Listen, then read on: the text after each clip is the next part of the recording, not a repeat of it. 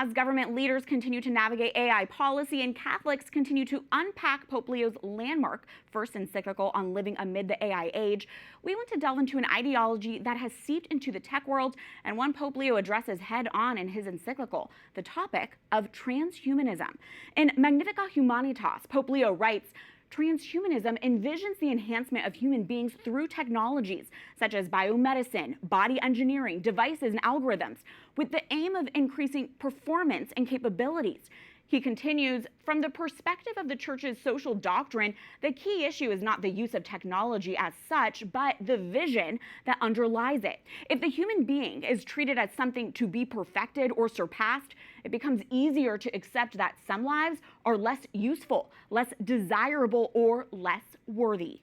For more on this, we're joined now in our Washington, D.C. studios by a Catholic priest and scholar on the forefront of the Church's response to AI and emerging technologies. Father Michael Baggot is an associate professor of bioethics at the Pontifical Athenaeum Regina Apostolorum in Rome, Italy, where he researches and teaches on the topic of transhumanism.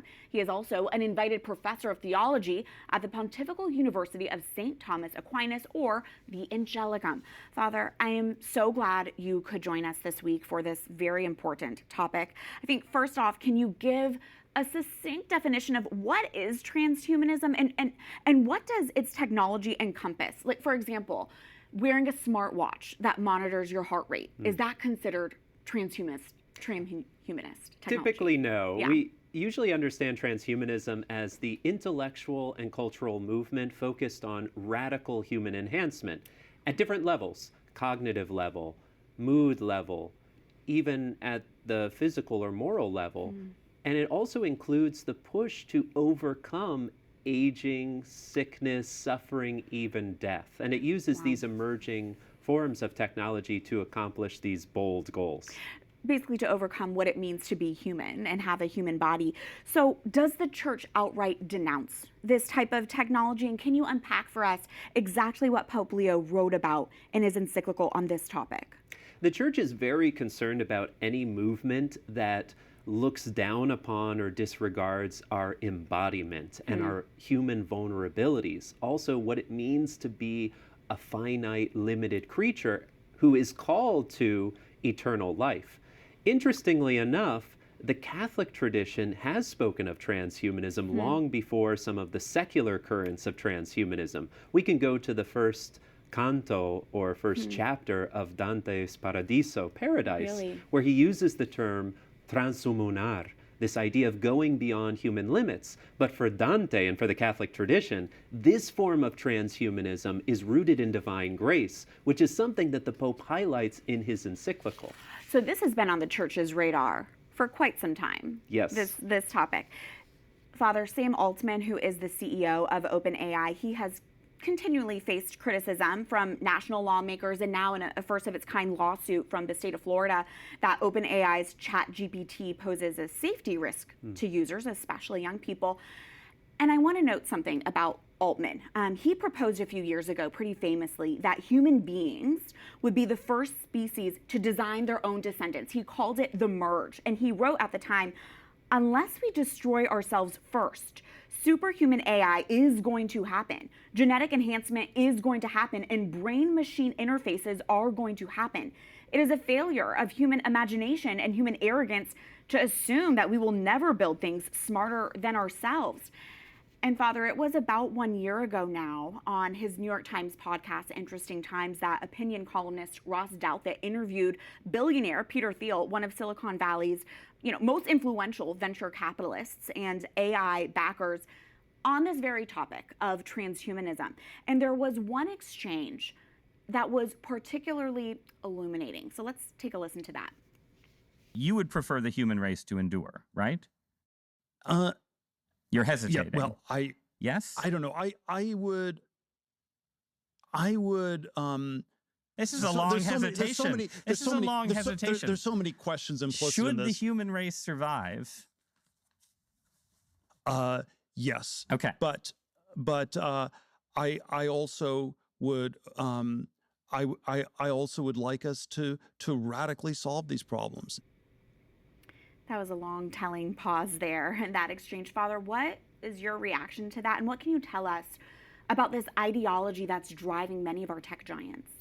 One prominent transhumanist, Nick Bostrom, describes the human condition as this half-baked work in progress. And there's a strong sense among many transhumanists and those in Silicon Valley and elsewhere influenced by the philosophy that we as human beings have this responsibility through technology to fix or repair these defects and even to prepare for a kind of successor species or a new state of human evolution that shifts from biologically conditioned evolution to this tech-driven evolution that humans drive and control. This was already discussed in the 50s by Julian Huxley, and it comes up and reemerges often. We see this in the writings of Altman, for instance, this 2017 essay on the merge. He uses this idea called the singularity that's very prominent in writers like Ray Kurzweil from Google and other figures, this idea that we're about to get to this stage where super intelligent AI systems exceed human capacities and bring us to this kind of intelligence explosion. These super intelligent AIs might be the last human invention because they are self-improving and can go forward to this next stage. Altman takes that idea of singularity and says, well, it might not be a single moment, it might be more of a gradual process, hence the idea of the merge. And while he explored this as a young man in 2017, he's returned to it. More recently, he's invested in a company called Merge Labs, which is a brain-computer interface company that looks to bring about this greater connection between humans and AI to bring us to this next stage of evolution, this transhuman state. And we as Catholics need to have our eyes wide open on this that's happening right now. Elon Musk, Father, he's behind the wireless brain chip Neuralink that claims it'll help people with severe paralysis, for example.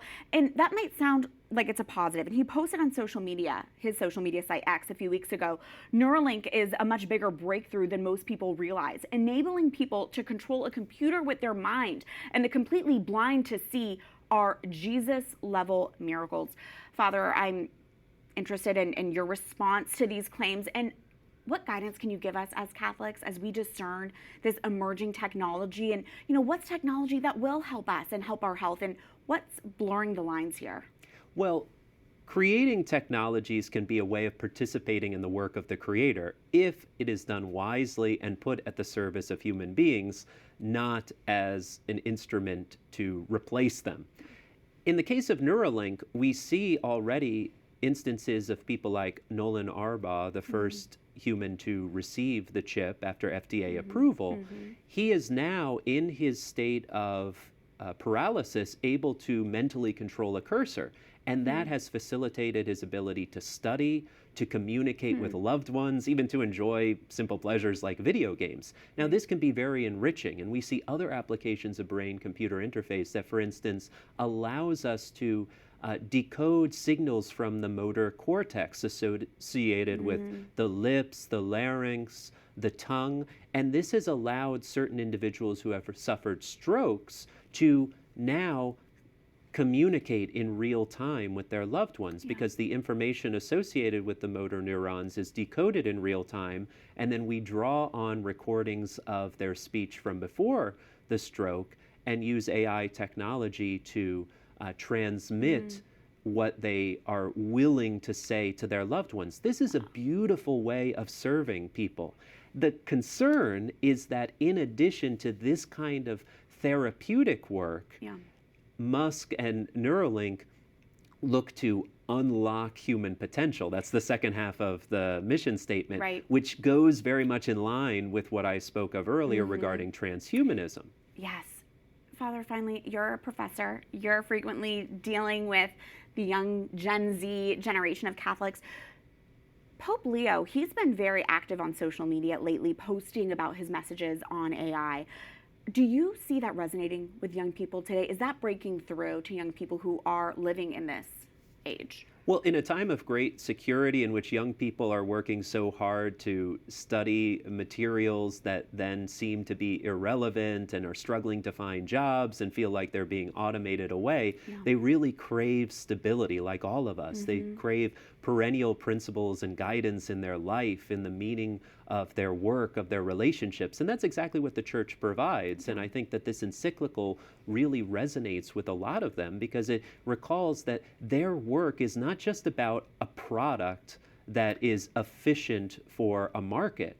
Their work is not just a product, it's also a process of interior growth where they get to use their God-given talents at the service of others and grow together in a community. They crave that kind of meaningful work and those sorts of interactions, and that's what the Pope is highlighting and working with others to protect and safeguard. Well, we need that message more than ever in the church and the sacraments more than ever. Father, thank you so much for your expertise amid this quickly evolving technology. Thank you. You're welcome.